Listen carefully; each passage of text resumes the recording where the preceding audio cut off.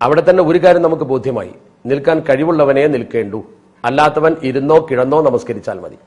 അപ്പോൾ നിൽക്കാൻ കഴിയാത്തവൻ ഒന്നുകിൽ ഇരുന്ന്, അതിനും കഴിയാത്തവൻ കിടന്ന്, ആ രീതിയിലാണ് അവൻ നമസ്കരിക്കേണ്ടത്.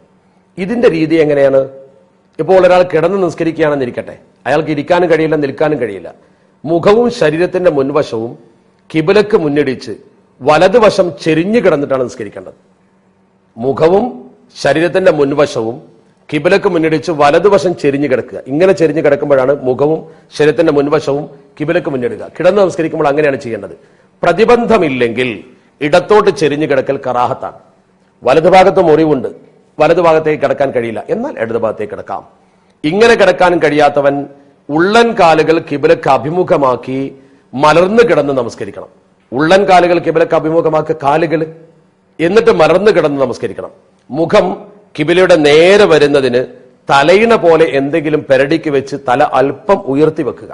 അപ്പോൾ മുഖം ഒന്ന് കിബിലക്ക് നേരെ ഏതാണ്ട് നിൽക്കും. റുക്കൂഴും സുജൂദും നിർവഹിക്കാൻ കഴിയാത്ത പക്ഷം അവ രണ്ടിന്റെയും സമയത്ത് കിബിലയുടെ നേരെ തലകൊണ്ട് ആംഗ്യം കാണിക്കുകയാണ് വേണ്ടത്. ഇതിനും കഴിയാത്തവൻ കൺപോളകൾ കൊണ്ട് ആംഗ്യം കാണിച്ച് നമസ്കരിക്കണം.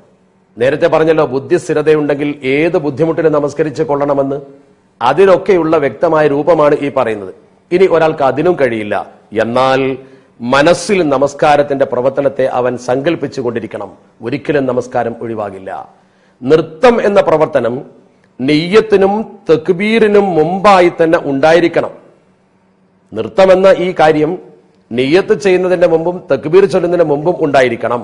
എന്നാൽ കർമ്മശാസ്ത്ര വിശാരദന്മാർ മൂന്നാമതായിട്ടാണ് ഇതിനെ പരാമർശിച്ചിട്ടുള്ളത്. അതുകൊണ്ടാണ് ഇത് മൂന്നാമത്തെ ഫർളായത്. അല്ലെങ്കിൽ ഇത് ഒന്നാമത്തെ ഫർളാകേണ്ടതാണ്. നിന്നതിന് ശേഷമാണല്ലോ നിയ്യത്തും തക്ബീറും ഉള്ളത്. പക്ഷേ കർമ്മശാസ്ത്ര ഗ്രന്ഥങ്ങളിൽ മൂന്നാമതായിട്ടാണ് ഇതിനെ പരാമർശിച്ചിരിക്കുന്നത്. തക്ബീറത്തുൽ ഇഹ്റാമോടെ നാം നിസ്കാരത്തിൽ പ്രവേശിച്ചു കഴിഞ്ഞു. ഇപ്പോൾ അള്ളാഹുവുമായുള്ള സംഭാഷണത്തിലാണ് നാം ഉള്ളത്. ഭക്തിയും വിനയവും സൂക്ഷ്മതയും മൂന്നും ഒരുമിച്ച് നമുക്ക് ഇതിൽ വേണം. ഖദ് അഫ്ലഹൽ മുഅ്മിനൂനല്ലദീന ഹും ഫീ സ്വലാത്തിഹിം ഖാശിഊൻ. നമസ്കാരത്തിൽ ഭക്തി പ്രകടിപ്പിച്ച ആളുകൾ വിജയിച്ചിരിക്കുന്നു. അത്തരം മുഅ്മിനീങ്ങളാണ് ഖദ് അഫ്ലഹ, അവർ തീർച്ചയായും വിജയിച്ചിരിക്കുന്നു എന്ന് പരിശുദ്ധ ഖുർആൻ പറഞ്ഞു. ആര്? അല്ലദീന, ഒരു വിഭാഗം, ഹും അവർ, ഫീ സ്വലാത്തിഹിം ഖാശിഊൻ, അവരുടെ നമസ്കാരത്തിൽ അവർക്ക് കൃത്യമായി ഭക്തിയുണ്ട്. അവർ പടച്ചറബിനെ ശരിക്ക് ഭയപ്പെട്ടുകൊണ്ടാണ് നമസ്കരിക്കുന്നത്. ഈ വാക്ക് അന്വർത്ഥമാക്കുന്ന വിധമായിരിക്കണം നമ്മുടെ നിസ്കാരം. അള്ളാഹു അതിന് നമുക്ക് തൗഫീക്ക് നൽകുമാറാവട്ടെ. തക്ബീറത്തുൽ ഇഹ്റാമിന് ശേഷം പ്രാരംഭ പ്രാർത്ഥന ഓതൽ സുന്നത്താണ്. പ്രാരംഭ ദുആകൾ പലതുമുണ്ടെങ്കിലും ഈ പ്രാരംഭ ദുആയിൽ ഇമാം മുസ്ലിം റഹിമഹുല്ല നിവേദനം ചെയ്തതാണ് ഏറ്റവും ഉത്തമമായ പ്രാരംഭ പ്രാർത്ഥന. ഇന്ന് നമ്മളെല്ലാവരും ഈ പ്രാരംഭ പ്രാർത്ഥനയ്ക്ക് പൊതുവേ പറഞ്ഞു വരുന്ന പേര് വജ്ജഹ്തു എന്നാണ്. അതിന്റെ തുടക്കം അതായതുകൊണ്ട് ഇത് നേരത്തെ പഠിച്ചിരിക്കും. നിങ്ങളൊക്കെ പഠിച്ചിട്ടുണ്ടാകും വജ്ജഹ്തു. എങ്കിലും ആദ്യ പഠിതാക്കൾക്ക് ഉപകരിക്കുന്ന വിധത്തിലാണല്ലോ നമ്മുടെ ക്ലാസ്. അതുകൊണ്ട് ആദ്യ പഠിതാക്കൾക്ക് വേണ്ടി ആ കാര്യം പറയുകയാണ്. എന്താണ് വജ്ജഹ്തു?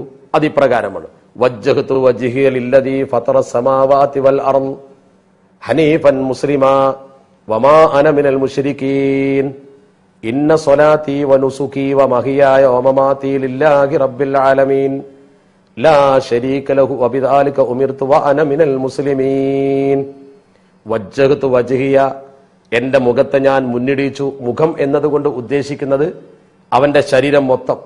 ലില്ലദീ ഫതറ സമാവാതി വൽ അർദ്, ആകാശഭൂമികളെ സൃഷ്ടിച്ച തമ്പുരാന്റെ മുമ്പിൽ ഹനീഫൻ മുസ്ലിമാ, ഋജുവായ മുസ്ലിമായിക്കൊണ്ട്, വമാ അന മിനൽ മുശ്രികീൻ, ഞാൻ മുശ്രിക്കീങ്ങളിൽ പെട്ടവനല്ല, ബഹുദൈവ വിശ്വാസിയല്ല ഞാൻ, നേരെ നിൽക്കുന്ന മുസ്ലിമാണ്. ഇന്ന സ്വലാത്തി, എന്റെ നമസ്കാരം, വനുസുക്കി, എന്റെ മറ്റു ആരാധനകൾ. ഇവിടെ ശ്രദ്ധിക്കണം, പലരും വനുസ്കി എന്ന് അങ്ങനെയല്ല. വനുസുക്കി, ഇന്ന സ്വലാത്തി വനുസുക്കി, വമഹിയായ, എന്റെ ജീവിതവും, വമമാതി, എന്റെ മരണവും, ലില്ലാഹി റബ്ബിൽ ആലമീൻ, എല്ലാം ലോകരക്ഷിതാവായ അള്ളാഹുവിനാകുന്നു. ലാ ശരീക ലഹു, അവന് കൂട്ടുകാരില്ല. വബിദാലിക ഉമിർതു, ഞാൻ അതുകൊണ്ട് കൽപ്പിക്കപ്പെട്ടിരിക്കുന്നു. വ അന മിനൽ മുസ്ലിമീൻ, ഞാൻ മുസ്ലിമീങ്ങളിൽ പെട്ടവനാകുന്നു. ഇതാണ് ദുആ ഉൽ ഇഫ്തിതാഹ്. ഇതിന്റെ പേര് ദുആ ഉൽ ഇഫ്തിതാഹ് എന്നാണ്. തക്ബീറത്തുൽ ഇഹ്റാം ചൊല്ലിയതിനു ശേഷം നാം ഈ ദുആ ആണ് തുടങ്ങേണ്ടത്. ഫർള്, സുന്നത്ത് എന്നീ നമസ്കാരങ്ങളിലെല്ലാം ഇത് സുന്നത്തുണ്ട്. ഇരുന്ന് നിസ്കരിക്കുന്നവനും നിന്ന് നിസ്കരിക്കുന്നവനും സ്ത്രീയും പുരുഷനും എല്ലാം ഇത് സുന്നത്താണ്. അവരുടെ എല്ലാം നിസ്കാരത്തിൽ വജ്ജഹത്ത് സുന്നത്തുണ്ട്. മയ്യത്ത് നിസ്കാരത്തിൽ മാത്രം ഇത് സുന്നത്തില്ല. മയ്യത്ത് നമസ്കാരത്തിൽ വജ്ജഹത്ത് സുന്നത്തില്ല, പ്രത്യേകം ശ്രദ്ധിക്കണം. മറന്നോ മനഃപൂർവമോ അഥവാ നിസ്കാരം ആരംഭിച്ചു, അങ്ങനെ മറന്നിട്ടോ അല്ലെങ്കിൽ മനഃപൂർവമോ ഈ വജ്ജഹത്ത് ഓതാതെ ഒരാൾ ഫാത്തിഹയിലേക്ക് പ്രവേശിച്ചു. ഉദാഹരണമായി ഫാത്തിഹ അങ്ങ് തുടങ്ങി അഊദു ബില്ലാഹി മിനശ് ശൈത്വാനിർ റജീം, അല്ലെങ്കിൽ അഊദു ഓതാതെ ബിസ്മി ചൊല്ലി തുടങ്ങി, അങ്ങനെ ഓതി തുടങ്ങിയാൽ പിന്നെ വജ്ജഹത്തിലേക്ക് മടങ്ങാൻ പാടില്ല. പിന്നെ ഫാത്തിഹയിലേക്ക് പോവുക. ഫർദിൽ നിന്ന് പിന്നെ പുറകോട്ട് പോകരുത്.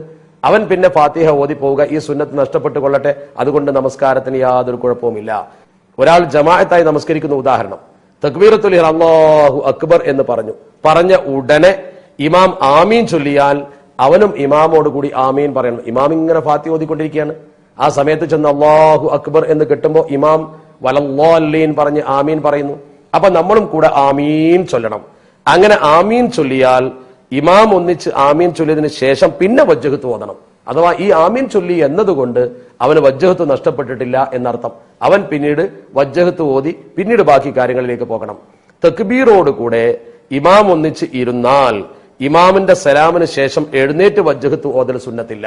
ഉദാഹരണം, നമ്മൾ പള്ളിയിൽ ചെല്ലുന്നു, നമസ്കാരം നടക്കുന്നു, നമ്മൾ തക്ബീർ കെട്ടിയ ഉടനെ ഇമാമ് പോകുന്നു ഇരുത്തത്തിലേക്ക്. അങ്ങനെയാണെങ്കിൽ ഇമാമോട് കൂടി നമ്മൾ അങ്ങ് ഇരിക്കും.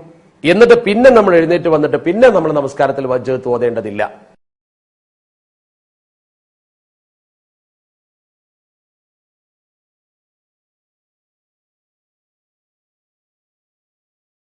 മറന്നുകൊണ്ട് പോലും അഊദുവോ ഫാത്തിഹയോ ഓതാൻ ആരംഭിക്കാത്തപ്പോഴും മഅ്മൂമായി നിസ്കരിക്കുന്ന ഒരാള് ഇമാമിന്റെ കൂടെ തക്ബീറത്തുൽ ഇഹ്റാമിന്റെ ഉടനെ ഇരിക്കാത്തപ്പോഴും മാത്രമേ ഇത് ഓതൽ സുന്നത്തുള്ളൂ. ഇത് വളരെ ശ്രദ്ധിക്കേണ്ട കാര്യമാണ്. ഒരു ഇമാമ് നമസ്കരിക്കുന്നു, ഇമാം ഫാത്തിഹ ഓതി സൂറത്ത് ഓതി തീരാനായിരിക്കുന്നു. ആ സമയത്ത് നമ്മൾ ചെന്ന് വജ്ജഹത്ത് ഓതി തുടങ്ങിയാൽ ഫാത്തിഹ നമുക്ക് ഓതാൻ കഴിയില്ല. നമ്മൾ ഇമാമിന്റെ കൂടെ സുജൂദിലേക്ക് പോകേണ്ടി വരും. അങ്ങനെ വന്നാൽ അവന്റെ നമസ്കാരത്തിലെ ആ റക്അത്ത് പരിഗണിക്കപ്പെടുകയില്ല. അപ്പോഴവൻ ഈ വജ്ജഹത്തിൽ നിന്ന് എത്ര ഓതിയോ അത്ര ഫാത്തിഹയിൽ നിന്നും ഓതിയിരിക്കണം എന്നതാണ് നിബന്ധന. അപ്പോൾ വജ്ജഹത്ത് ഓതാൻ സമയം കിട്ടില്ലെന്ന് കണ്ടാൽ പിന്നെ അത് ഓതേണ്ടതില്ല, നേരിട്ട് ഫാത്തിഹയിലേക്ക് കടക്കുക. ഇമാമിന്റെ ഓത്ത് കേൾക്കുന്ന മഅ്മൂമ് വജ്ജഹത്ത് വേഗത്തിൽ ഓതൽ സുന്നത്തുണ്ട്. ഇമാമിന്റെ ഓത്ത് കേട്ടുകൊണ്ടിരിക്കുന്ന ഒരു മഅ്മൂം വജ്ജഹത്ത് വേഗത്തിൽ ഓതി പിന്നീട് ഇമാമിന്റെ ഓത്ത് ശ്രദ്ധിക്കുകയാണ് വേണ്ടത്. നൃത്തത്തിൽ ഒരാൾ ഇമാമിനെ പിന്തുടർന്നു, അയാൾ വജ്ജഹത്ത് ഓതി തുടങ്ങി, ഇമാമ് റുക്കുഇലേക്ക് പോയി. അങ്ങനെ വന്നാൽ ഒന്നുകൂടി ശ്രദ്ധിക്കണം. ഈ കാര്യം ഞാൻ നേരത്തെ ചെറുതായി സൂചിപ്പിച്ചു.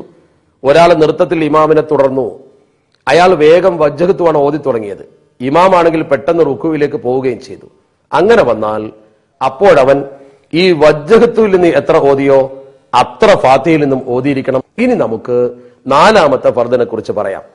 എല്ലാ റക്അത്തിലും നൃത്തത്തിൽ ഫാത്തിഹ ഓതലാണ് നിസ്കാരത്തിന്റെ നാലാമത്തെ ഫർദ്. എല്ലാ റക്അത്തിലും എല്ലാ നിസ്കാരങ്ങളിലും ഇത് നിർബന്ധമാണ്. നിസ്കാരത്തിന്റെ പ്രവർത്തനങ്ങളിൽ ഈ പ്രത്യേകത ഫാത്തിഹക്ക് മാത്രമേ ഉള്ളൂ. ഏത് നിസ്കാരമാണെങ്കിലും എല്ലാ റക്അത്തിലും ഫാത്തിഹ വേണം. നിസ്കാരത്തിൽ ഓതൽ നിർബന്ധമായ അത്തഹിയാത്ത്, സ്വലാത്ത് എന്നിവ എല്ലാ റക്അത്തിലും വേണ്ടതില്ലല്ലോ. അത്തഹിയാത്തോ സ്വലാത്തോ എല്ലാ റക്അത്തിലും വേണ്ട. റുക്കൂഉം സുജൂദും ഇല്ലാത്ത മയ്യത്ത് നമസ്കാരം പോലെയുള്ള നമസ്കാരമുണ്ടല്ലോ.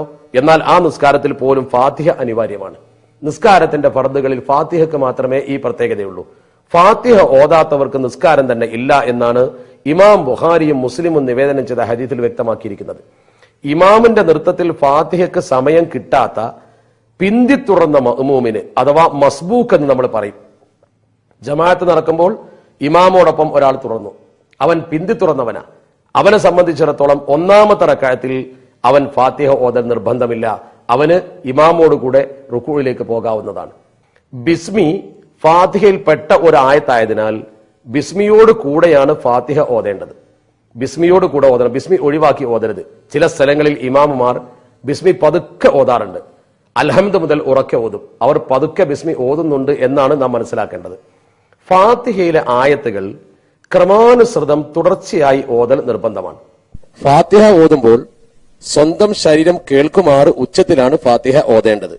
ഫാത്തിഹ സൂറത്ത് വൃത്തിയായി പഠിച്ചിരിക്കണം. ഫാത്തിഹക്കിടയിൽ മനഃപൂർവ്വം മൗനം പാലിക്കുക. ഫാത്തിഹയിൽ പെടാത്ത ഖുർആൻ വാക്യങ്ങളോ നിസ്കാരത്തിന്റെ മസ്ലഹത്തുകളോട് ബന്ധമില്ലാത്ത ദിക്റുകളോ ചൊല്ലുക എന്നീ പ്രവർത്തനങ്ങൾ കൊണ്ട് ഓത്തിന്റെ തുടർച്ചയ്ക്ക് ഭംഗം വരും. അപ്പോൾ ആദ്യം മുതൽ മടക്കി ഓതണം. നിസ്കാരത്തിന്റെ മസ്ലഹത്തിൽപ്പെട്ട ദിക്ർ എന്ന് പറയുമ്പോൾ ഒരാള് നിസ്കാരത്തിൽ തുമ്മി, അയാൾ ഫാത്തിഹയ്ക്കിടയിലാണ് തുമ്മിയത്. ഉടനെ അയാൾ അൽഹംദുലില്ലാ എന്ന് പറഞ്ഞു. എന്നാൽ ഫാത്തിഹ മടക്കി ഓതണം. കാരണം ഈ തുമ്മിയതിന് അൽഹംദുലില്ലാ എന്ന് പറഞ്ഞത് നിസ്കാരത്തിന്റെ മസ്ലഹത്തിൽപ്പെട്ട പ്രവർത്തനമല്ല. എന്നാൽ ഇമാമ് ആമീൻ ചൊല്ലി, ഇവൻ ഫാത്തിഹ ഓതിക്കൊണ്ടിരിക്കുന്നു, ഇമാം ഫാത്തിഹ പൂർത്തീകരിച്ച് ആമീൻ ചൊല്ലി, അപ്പോൾ ഇവനും ആമീൻ പറഞ്ഞു. അല്ലെങ്കിൽ ഇമാം ഏതെങ്കിലും ഒരു പ്രത്യേക സൂറത്ത്, ഉദാഹരണമായി പരിശുദ്ധ ഖുർആനിലെ അലൈസല്ലാഹു ബി അഹ്കമിൽ ഹാക്കിമീൻ എന്ന ഭാഗം ഓതി, അലൈസല്ലാഹു ബി അഹ്കമിൽ ഹാക്കിമീൻ എന്ന് ഓതുന്നത് കേട്ടാൽ ബലാവ അന അലാ ദാലിക മിന ഷാഹിദീൻ എന്ന് പറയൽ സുന്നത്തുണ്ട്. അങ്ങനെ ഇമാം ഈ ഓത്ത് ഓതിയപ്പോൾ അലൈസല്ലാഹു ബി അഹ്കമിൽ ഹാക്കിമീൻ എന്ന് ഓതിയപ്പോൾ മഅ്മൂമു ബലാവ അന അലാ ദാലിക മിന ഷാഹിദീൻ എന്ന് പറഞ്ഞു.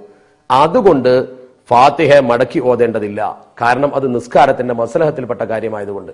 ഫാത്തിഹയിലെ അക്ഷരങ്ങൾ വിട്ടുപോവുകയോ മഖ്റജ് പഴക്കുകയോ ചെയ്താൽ, മഖ്റജ് എന്ന് പറഞ്ഞാൽ അക്ഷരങ്ങളുടെ പ്രഭവസ്ഥാനം, അക്ഷരങ്ങളുടെ ഉത്ഭവസ്ഥാനം തെറ്റി പറഞ്ഞു, അങ്ങനെ പറഞ്ഞാൽ, അതുപോലെ തന്നെ 14 ശബ്ദങ്ങളിൽ ഒന്ന് വിട്ടുപോയി, ഏത് വിട്ടുപോയാലും ഫാത്തിഹ ഒരിക്കലും ശരിയാവില്ല. ഫാത്തിഹ വളരെ സൂക്ഷിച്ചും ശ്രദ്ധിച്ചും ഓതേണ്ടതാണ്.